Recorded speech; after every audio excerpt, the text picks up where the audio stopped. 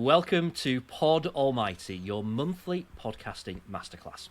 Now, this show is all about helping you to achieve your podcasting aims with some help and advice from us, but more importantly, from the friends, colleagues, and experts that we've met along the way. My name's James Marriott. I worked full-time in radio for the best part of 2 decades, and now I spend my time helping businesses and individuals to create, launch, grow, and develop a successful podcast of their own through my business called Sound Media. And I'm Ellie Codling, a former radio producer, music scheduler and programming coordinator, and now working as a podcast producer and editor helping people launch their podcasts.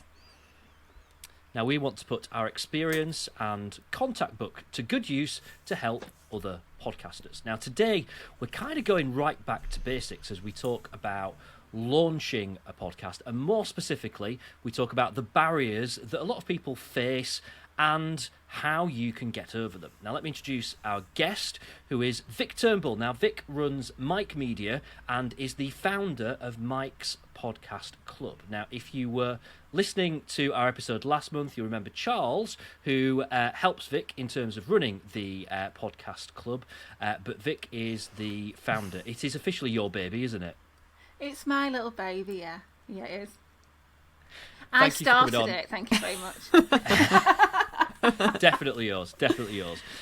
So I'm going to kind of summarise this to say all three of us kind of do a similar sort of thing in terms of we help people to start a podcast. That's basically what all three of us do. We work with different people. We do it in slightly different ways, but we've all got experience of helping people, and we've all launched multiple podcasts as well. So this is stuff that, you know, we've been through quite a few times. And can I say it you say it, James? Can I say we help you grow your show? Hey, you're from my part of the world as well. You've it's only because you've gone posh since you've left. I miss the accent. I love it. Down road, we're gonna down road to show how to launch your show. I'm starting to feel victimised here.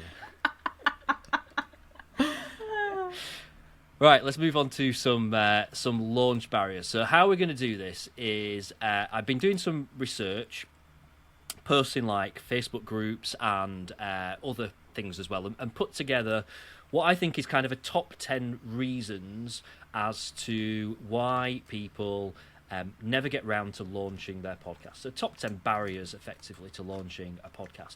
And these are things that tend to come up time and time again.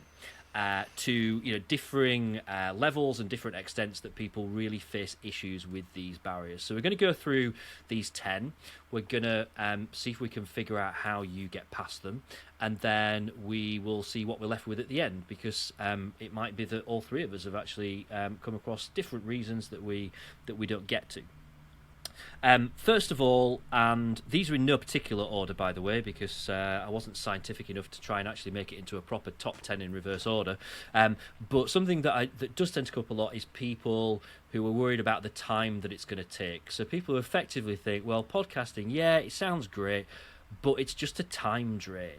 Yeah. And you can see why someone would think that, and you could see why that would be a barrier. So how do we get past that? Do you want to go, Vic? Yeah, okay. My God, I hear this all the time. I've not got... The thing I hear before this is I haven't got time to listen to podcasts, but I want to make a podcast, but I've not got time to make a podcast. You should be listening to podcasts if you want to make a podcast. Anyway, that's a whole different podcast. But what's this? I think this is down to planning, being realistic with yourself. So have a look at how much time you have in your life, and have a look at that podcast idea and see if realistically that fits together. And if it doesn't, you might have to scale back your podcast idea, or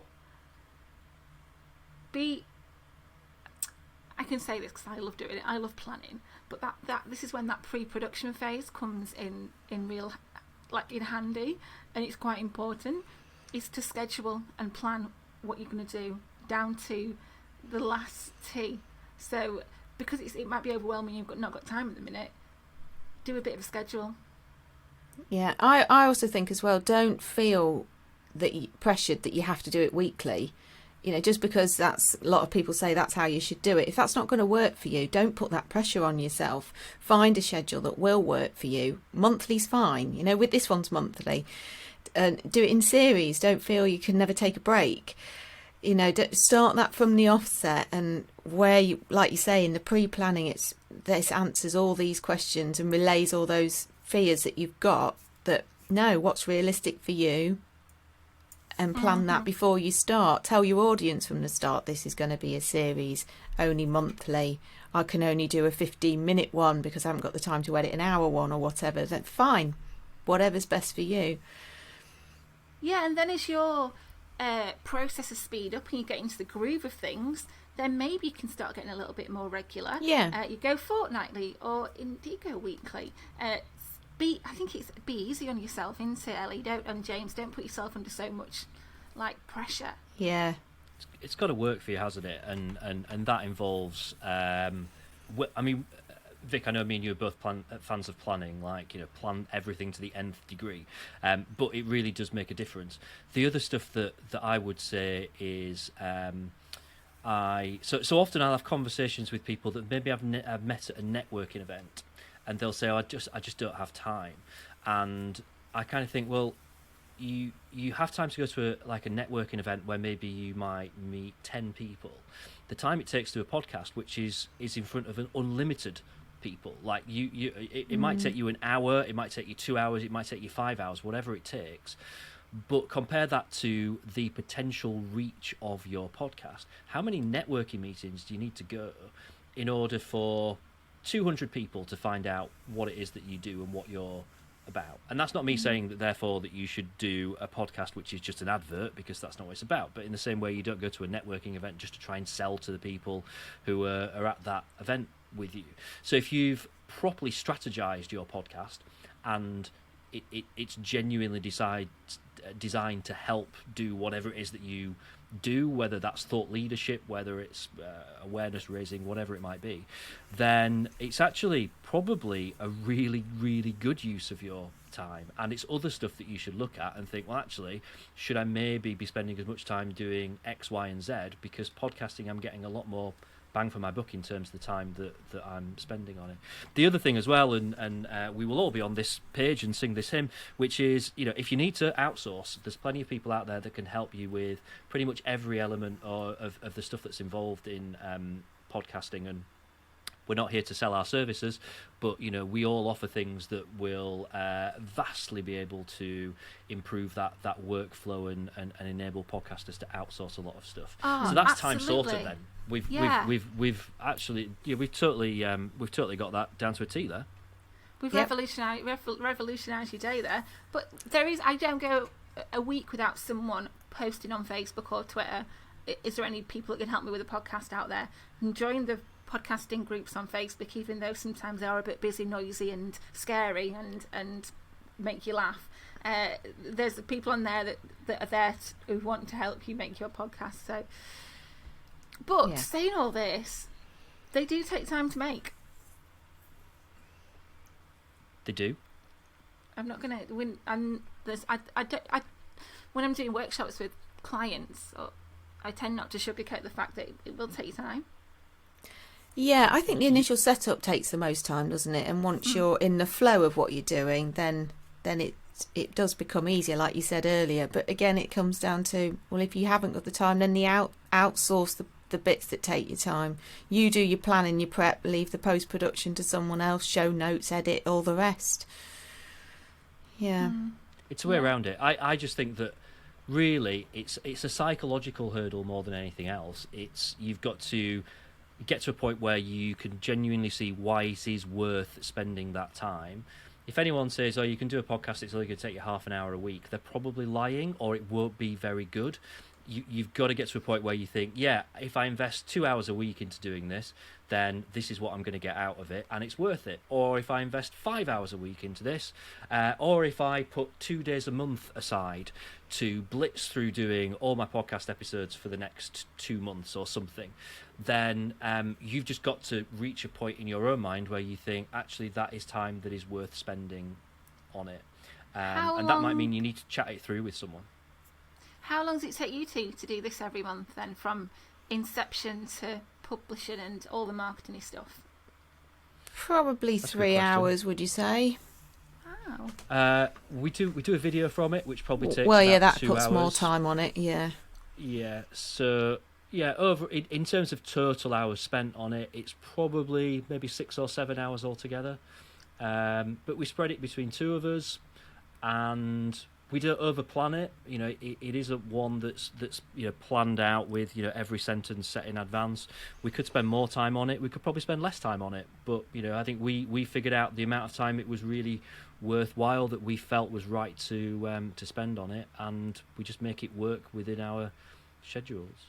Yeah. 5 or 6 hours. We a share month it, on don't we? something Yeah, I is not- suppose when we yeah. consider what we're both doing, it probably is that amount of time, yeah. That's a really All good. right, let's move on to number 2 on the list. And this is kind of linked, because it's another one of those things that does come up time and time again, and that is money. And maybe a lot of the stuff that we've talked about there for time will probably also come into play a little bit here. But the thing with money is, you can do a podcast and spend nothing. That is entirely possible. You can use equipment that you already have. You can host it on, there's 2 or 3 free hosting options out there. You can distribute it for free. You don't have to pay to distribute on Spotify or Apple or anything like that. And you can use social media to promote it. The only real cost involved is just offsetting your time, really. But you don't have to spend a fortune on your podcast. I always say the reality of this is, you can do a podcast for free, but the more that you're prepared to put into it, ultimately the better it will be, and the better it will sound. If you record using your internal microphone on your laptop, it'll be all right. If you buy a decent USB microphone for 150 quid, it will sound better. That's the way it goes. If you record it on Zoom, it'll be all right. If you subscribe to a proper recording platform, it will sound better. Yeah. So I think it's completely untrue to say podcasting is too expensive, because it's not. But you could also go crazy and spend hundreds, thousands if you want to. It's finding your own sweet spot, really. Yeah, totally agree with that. Yeah.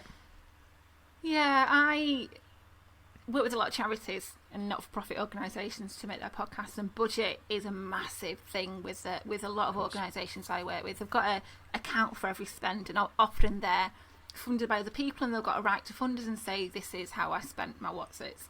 So giving them options to have something that sounds beautiful, slick and professional, but at the same time them not forking out thousands, is something that I'm very passionate about. And I think that you could buy the most beautiful, gorgeous microphone that's £500-600. You could buy yourself and then Procaster what's-its, and get all the beautiful kit, soundproof your spare room and all that. But if you're using it wrong and you don't use anything right, it's all going to sound a bit shit. So I think there's a bit of skill there as well in how you use it as well. I'm using now a Blue Snowball, which is not the best USB microphone. There's certainly better ones out there. I think that a lot of it is how you're using the skill of getting great sounding audio, and that can be done on the cheap. You could make yourself a soundproofing vocal booth with a cardboard box and some scarves. Yeah, we've seen it. I feel like there's a future episode here. We're going kind of Tracy Island Blue Peter style. We could do an Honestly, episode on how to create Build your own studio. That'd be so much fun. What you're going to need is 2 washing up bottles, empty. PVA glue. I am a bargain Piece queen. of string. This microphone was from a pawnbroker's in Stockport. Like, Brilliant. you don't have to get stuff new either. Have a look on eBay. Because the thing is, as we were saying I before, bought tons of stuff on eBay. yeah, it's Podcasts you and might not like it in a month's time, and you're lumped through all this bloody podcasting shit, and you can't get rid of it. So don't spend loads of stuff from the outset. You will notice now, because podcasts are getting popular, there's that surge in people wanting to get stuff. There's loads of stuff on eBay now, because everyone's got, loads of people have gone, I don't actually like it and I've not got time anymore. So Fair comments. Yeah. I do think as well that sometimes quite a lot of the time actually, when people think, "Oh, I'm going to start a podcast," and the first thing they think about is what equipment am I going to buy? Because that's the exciting bit, isn't it? Like buying new toys is exciting. Is So this people are point like, three "Oh, on your it's list, gonna-" James? Is No, this no, point three? this is just Equipment. this is just a general thing that people do think. Well, if I'm going to do a podcast, I want to spend money, and that they feel that you've kind of got to really. It does link into the next one, which is kind of like fear about what you need. So like tech, but not just that. People think, oh, I'm going to need a website for it, or oh, how do I do the editing? Just those kind of elements that make up a podcast, which can all be. I say to people, look, you've got options with stuff like editing. You can use, I forgot the name of it now, the free editing. Audacity. You can use Audacity. You can do your own editing. You can subscribe to editing software. You can buy editing software. You've got loads of options. You can outsource it. We've talked about the fact you can buy as much equipment as you want. You don't necessarily need it. You can get by with what you've already got. You don't need a website for a podcast, really. It might be that you start without and you add it on afterwards. In terms of launching a podcast, none of that stuff should really be a barrier, because all it takes is a little bit of research or a quick chat with someone who's maybe already a podcaster, and immediately you realise, all right, I probably have already got enough stuff. And with a hosting platform, you probably get like a little mini sort of makeshift website with your hosting platform as well. So it's enough, isn't it? It shouldn't be a barrier to say, oh, I can't launch because of this. In a way, the hosting platforms are a good thing, aren't they? Because they do give you all the extra tools as well. So sometimes it is worth the investment of a hosting platform to lead you to the website, how to monetize it, and all the other extra links. So sometimes I think a hosting platform probably is worth a spend. Definitely. Yeah, it's those. So the big thing about this is people don't know. So that's one of the big barriers, isn't it? I don't know how to do it. Simple. I don't know what order to do it in, and I don't know the detail.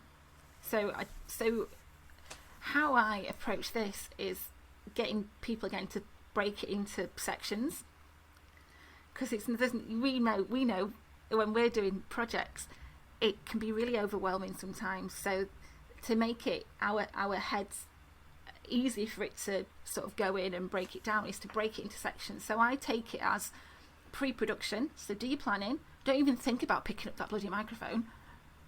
Production, this is when you start recording it and getting your guests in and doing the meaty bit in the middle. And then post-production, editing, show notes, descriptions, cover art. I can never say this word, you have to help me out, Ellie and James. Compartmentalize. Compartmentalize. Compartmentalize. What are you trying to say? Car parking? I wondered where you were going. Compartmentalise it, then it becomes less stressy in your head. And then there's then one of the barriers I certainly had when I launched my first podcast was the exact same thing. Oh, I need a website. Oh, I need a Twitter. I need Instagram. Oh, about a Facebook. And then every add-on was stopping me from doing it.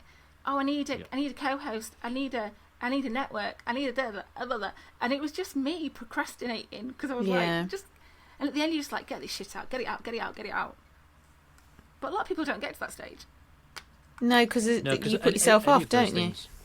Any of those things could stop you, really, couldn't they? If you allow them to, and you're quite right. And I think this links into one of the other things on the list, which is I'm going to sum it up as clarity. It's like where to start.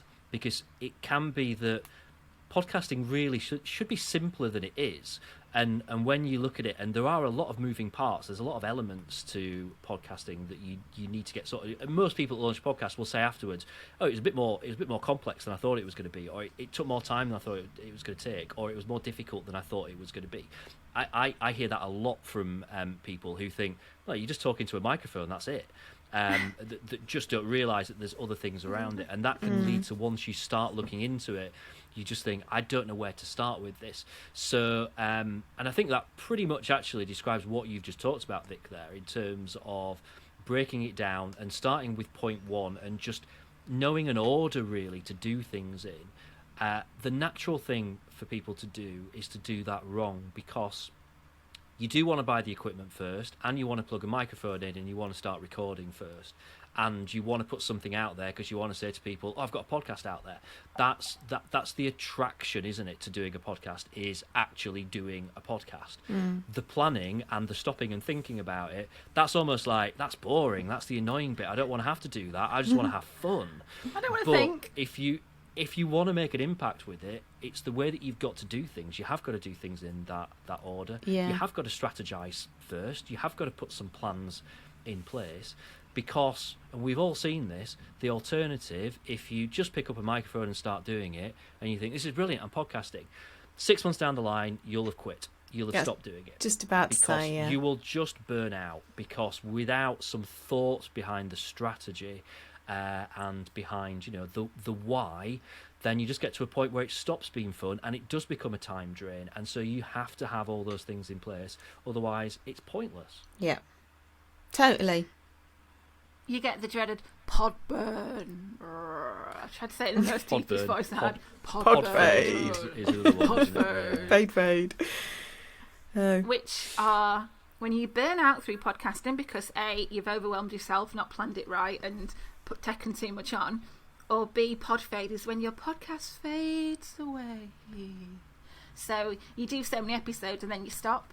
And I have pod fade and I've had pod burn, and my very first podcast is currently faded. It's coming back. It's coming faded because I life got in the way, and it's too freaking complicated to make.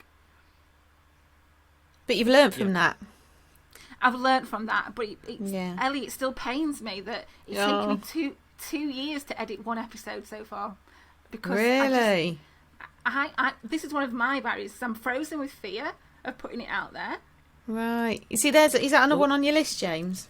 Well, let's jump to that. Well, I think there's two things going on there, and one of them I don't think applies to you, but there is the fear in terms of imposter syndrome that I think is a massive barrier for people starting a podcast for the first time, and that covers all kinds of different things, and that's a really hard one for us to I mean, that's an episode by itself, I think, to be honest. It is. But that includes stuff like people that just hate the sound of their own voice, and we did a podcast episode about this a couple of months back, getting over those kind of barriers. But then there's a separate kind of fear, which is, I think it's a fear of failure, and I think this has become more and more of an issue with the more podcasts that there are in the world, because you've got more competition. You're up against, at the moment, we know it's more than 2 million. We're probably looking at somewhere around maybe even towards 2.5 million now. I disagree. Different podcasts out there. I go disagree. On.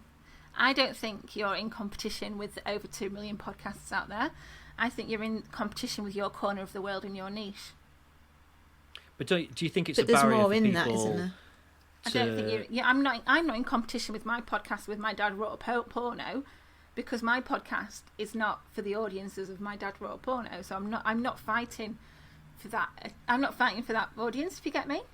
Yeah, but I suppose with the more podcasts out there, there are more still in your niche now, though, than there used to be, aren't there? Yeah, but there's not 2 million. No. But you've done the right thing there, Vic, haven't you? You've broken it down onto a micro level. I think in terms of it being a barrier for people to launch their podcast, the fear of going, why no one's going to listen to mine? Why would anyone listen to my podcast? Absolutely. That is a genuine fear, I think, for people, and they do think, well, they're going to listen to My Dad Wrote a Porno. They're not going to listen to mine. I think people genuinely do think that. It sounds like you've got past that yeah, that's good advice. Completely there, and that's anyone that hurdle needs to do what you've done. And you just think, actually, you're not. But it also goes back to, well, why are you doing it? If you're doing a podcast just because you want loads of listeners, in 6 months you'll have stopped. We go back to that same point again, because that's not a good enough reason to do a podcast. It needs more thought. It needs a strategy. It needs a better aim than just, I want listeners. That is not a good enough aim to start a podcast. I want money. Yeah, that's not a good place to start. No. Because you will hit that point where you're just not happy and you will give it up.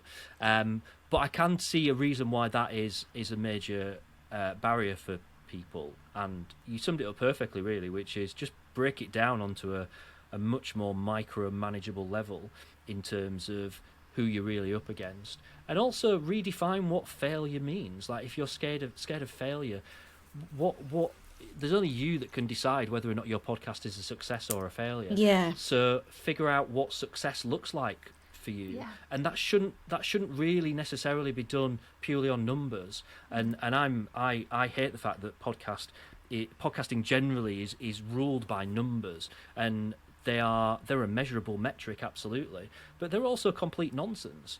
You know, people kind of go, "Oh, I've only got 30 people that have listened to this podcast." It's like, they're 30 people that have got names, and they've got families, and they've got lives, and they've got jobs, and some of them have got dogs, and some of them have got cats, and they've got 2.5 million podcasts to listen to, and they listen to yours, right? So none of that, "Oh, I've only got 30, I want 40. They're genuine, they're real people. And so, you know, start thinking about podcast success in different terms. Think about whether, if you get, you know, more people who book an appointment with you through your website as a result of hearing your podcast, is that success? And that again brings us back to strategy, which is, if you're clear on your aim, then you can better measure your success. I'm deliberately saying aim like that just to make Vic happy, so it's got a bit of accent going on. Aim. I slip into it though, so the more I'm on speaking to you on this podcast, the more I can't do it anymore. The more I'll slip into it. I say it, sir, loads. There you go. Loads. Road. So what we've talked about those two. What is, when you talk about your fear of launching your show, Vic? What do you think that is?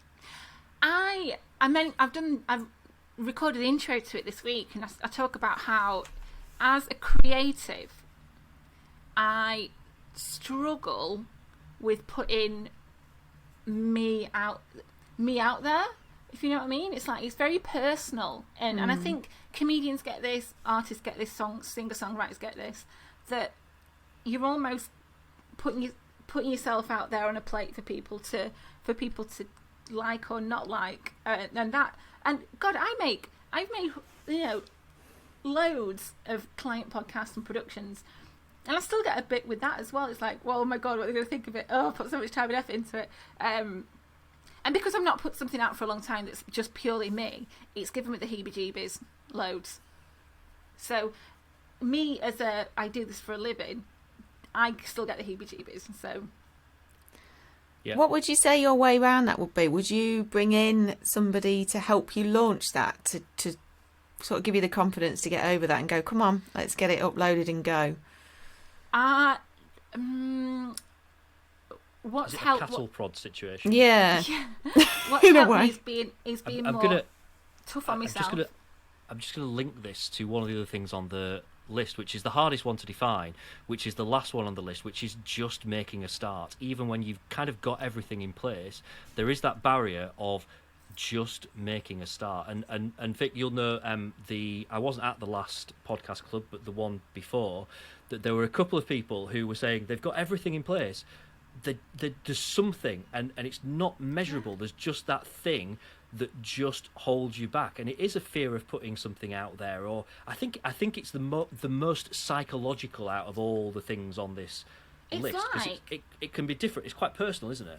It's like a brick wall, and I can't describe it, and you can't go over it, and you can't go under it. It's this mental brick wall that you've got, even though you've got all your ducks in a row. You've got all your ducks in a row, and you and your ducks can't get over this wall. But I know the feeling when you've got over that wall and you're waving to Vic across the other side of the wall, going, "Look, you idiot! You're here. It's fine. It's okay." And that's what I keep imagining now, is the other side of the wall going, "You did it, you dickhead! You did it!" Yeah. And to chip away at that wall, I think it's taking it out brick by brick and doing a little bit at a time to get you over the wall. And that's accomplishment when you've done a little bit. You're like, "Oh God, I've done one little bit today that's got me over that wall." Yeah. Would playing it to your mates help before you put it live?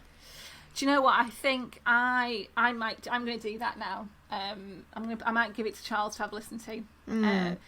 So I've not released an episode since I started my business. and I've not released an episode since I got nominated for a British Podcast Award and done loads of other things. So it's been a really interesting process to go back and, with all the stuff that I've learned over the past couple of years, and made a new episode. So yeah, I think for people that have got that wall, is to don't see it as a big fat wall of China. See it as a little wall that you can chip away at and do, take stuff off brick by brick. I'm doing this analogy really well, aren't I? I'm really proud of myself. You're getting nearer to it. And I think there's a thing that we've got to understand here as well, that not everyone is different. No, not everyone is the same. Everyone is different. So, we when we first started Pod Almighty, from actually like deciding we were going to do it, to doing the trailer, to getting the first episode done, we turned that round pretty quickly. I've got another project that I've been working on with some people that's maybe a year down the line, and we've already recorded 2 episodes and then decided to change the whole thing, so threw it away, started pretty much from scratch to rethink it. So it's taken a year, and we're just getting towards the point now where we've got like a launch date in mind. And I've led both those projects, and they've both worked completely differently on different timescales with different challenges. And we kind of sit here and say, well, to get over this you do this, and to get over the other you do the other. But there is a huge variable in this, which is it does work slightly differently for everyone. Yeah. And you've got to understand that, and don't beat yourself up for it as well. Appreciate the fact that that your issue for getting over it might be a little bit different to someone else, and it might take you a bit longer. And some people, I've worked with people who've turned around and launched a podcast in barely a few days, because that's the way that they work, and they just get on with it, and then they change it a few weeks down the line, the bits that they're not happy with, and there isn't a right and there isn't a wrong. No, I think trust is another thing in there, though, as well, James, because you and I have worked together for a long time, and there's a lot of trust between us as well. So I think we sort of kicked each other along, knowing that how we both are, and I think we both had trust in each other that this would come off and we'd be all right with it. And I think that's part of it too. If you're with a new co-host, you're building a new relationship, it's all a process you need to go through to get there, isn't it? You need to spend the time building that relationship to make that podcast. And Does also that make sense? you hold yourself both of each other accountable as well, don't you? So that's another chivvy along. So James has got to do it because Ellie's waiting for something, and Ellie's got to do it because James is waiting for something. So that works, and that's why you've got this down to 7 hours and launched it really fast as well. So I think people let people down when it comes to podcasting as well, or people are waiting for the ideal co-host, or waiting for someone to finish something they're doing, another project they're doing. Just do it on your own, but maybe find someone better. Yeah. And also, we're jumping around a little bit here, but I think this is quite an important thing to say, because we've talked about the hours that we spend a month on Pod Almighty, and that's probably quite refined. Like, people will spend longer than that on their podcast. I do a weekly football podcast that takes us probably about 40 minutes to record, so we put an hour aside to record it, and I will make a note if there's any points in it that really need taking out. Otherwise, I release it pretty much as we record it. Ums and ums, leave everything in, because of the fact that with that, it's so current. If we're recording a podcast, say, on a Thursday, and it's talking about a game on the Saturday, we've got a very finite window that people can listen to that podcast before it's out of date. So we made a decision to just say, we'll just release it.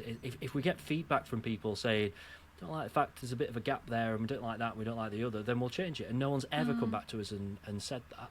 So our workflow for that is incredibly compressed. It takes us 40 minutes to record it. It actually probably takes me maybe 20 minutes then to stick an intro on it, tidy up the audio, run a few filters and things like that on it, and just make those definite edits that I know need to be made. But I don't spend hours poring over it. And then get it out, and a bit of work that we do on social media, which we kind of share between us. So it's probably maybe an hour and a half, 2 hours at absolute max. And I thought it's kind of important to mention that, because I think there's this expectation you must put 10 hours a week aside, otherwise you can't make a successful podcast. It's all about what works for you, and having faith in the direction that you choose to go in. Yeah. I'm aware we're fast running out of time. Yeah. We've got 2 things that are left on this list. One of them is quite specific, and that is finding guests. So we know that the most popular form of podcast format by some distance is an interview format, and I know from the various Facebook groups that I'm in, one of the things I see coming up time and time again is this fear that people have about, I'm worried about approaching guests. How do you do it? Has anyone got a template that they can share with me? And it's just overall, I think imposter syndrome comes into this as well, but it's a fear of approaching people, and it's probably a fear of being rejected ultimately, or a fear of not really knowing how to sell your show, I guess, is really it. I did a blog on this actually a couple of weeks ago, and I picked out 3 things that I thought were really important. One is just appreciate the fact that people love to talk. So you say to someone, do you want to talk about yourself and what you do for an hour? They probably do. So, that is more a psychological thing than anything else. Flatter people. If you say to someone, I want to do an episode on X, and you are the expert in X, so I don't want anyone else to come on this podcast, I want you to come on it. It's going to be hard for someone to say, nah, sorry, not bothered about that. And the third thing is just make it really easy. So that use technology where you can set up a booking calendar so people can go through and pick a time slot that suits them, rather than having to go back and forth on email, 50 times, debating days and times and stuff like that. Set up a Calendly or set up something that enables, just makes it really easy for people to book. And they were my 3 tips to kind of help with that. And there's tons of other stuff. I'm sure you've both got other stuff that you can bowl into that as well. I'm just conscious of the time, but that's finding guests. It's always start with your own network, isn't it? I always think it's a good place to start. Start with the ones you know. Start with your own network, and then see where it spreads from there. Absolutely fantastic tip there, Ellie. Yeah, that's how, again, with my first podcast, I was like, well, who do I have in my network? And I approach people in my network. Make the ask really clear and simple. Who, what, why, when. Yeah. Up top. Don't wang on about your podcast and then get to the ask. Right at the top, get to the ask first. And have a hit list of people in a spreadsheet that you can keep, again, this is me planning because I love a spreadsheet. Keep an idea of who you approach and who said no, what time you're getting someone in. For an upcoming podcast I'm doing, for a podcast I did last summer, Reality of Reality TV with Fleur East, we only had 10 episodes, but we had an A-list of about 15 to approach. So in case someone drops out or your first choice doesn't turn around, then you can approach someone else. So, and I think the biggest tip here is just ask. That's how I've got loads of the guests that's come to Mike's Podcast Club, is to just be dead cheeky and ask, and they can only say no. I'm over that now because I've done it so many times. Good tips. Yeah, I like that. One thing that's left on the list, which is actually a big one, and we could probably talk about this for many hours, and that is marketing. People get scared about how to market their podcast, and it's another one that comes up a lot in Facebook groups and other places that people go, how should I go about, how do I tell people about my podcast? I'm gonna if you fall into this category, then one thing that I would do is point you to our last episode of Pod Almighty with Charles, where we talk about building a podcast tribe, and that touches on a lot of different ways about how you can kind of use social media a bit better. You can use social media just to say to people, hey, I've got a new episode and it's there, but actually you can go further than that, and you can build a community, and then you can build a tribe around your podcast. But I mean, social media is and will always will be now the biggest tool that people have got in terms of promoting their podcast. Yeah. And the website as well, like you say, if you do build a website too, you can use that as a tool, link it to your own business, and use a website if possible. But if you're not starting out with that, social media is a good place to start. Yeah, and I think as well, adding onto that social media, Ellie, is where are your audience? And this comes to when you're doing the strategy stuff that James was talking about earlier. Who are your audience? Where are they? And how can you reach them? And then linking on that is, again, people you already know. Can you get it out to your own network? Get it out to where your audience is? And then what I always talk about is it easy for people to find your podcast, and it's easy for people to then share your podcast as well. So easy ins, easy outs. Yeah, I'm glad you got that phrase in, Vic, because we bring it up in every episode of who is your audience and where is your audience. So even the guest said it this time. And I mean, last point on this, which I think is kind of important, which is we're talking about barriers to launching a podcast. So if needs be, don't worry about marketing it. Worry about getting it out there, because it's easier to market something that exists than something that doesn't exist. So get it done first, get it launched first, and then you can start thinking about, all right, what can I... You actually find if you've got 5-6 episodes in the bag that you've got a better chance of really engaging a new listener, because people tend to binge listen nowadays anyway. So if it's bothering you, just forget about it for now. Don't worry about it. Get the other stuff done first. Just toss it off. Don't matter. Forget about it. Come back to it later. Get the podcast out first, then go back to worrying about marketing afterwards. I do agree that you need a back catalogue, probably. I think that's a good thing. If you're worried about it from the off, get 3 or 4 in the bag. Some people stay launch with 3 or 4 because then you get more... Your listeners... You're going to get more listeners because they're listening to 4 of them. Yeah. Genius. I've never launched with 4, though. I've advised some to do that. If they're short podcasts, I've always thought, well, it's worth launching with 3 or 4, because if they're going to take the time to listen to a 5-minute one, they might then hang on and listen to 15 minutes, and that's 3-4 episodes. So, but if you're going to think about marketing, think about it during that planning stage as well. Think about factoring it into your time. Because you don't want to get to the end and go, oh shit, I've got to market this. Have a think about that when you're planning your time, like we talked about at the beginning. Sorry, I've swore a few times. That's probably better advice than me just saying toss it off. Don't worry about it. I mean, either works. And toss it off. Toss it all off. I think that's a good place to end. Is there anything we've not touched on there? Do we think?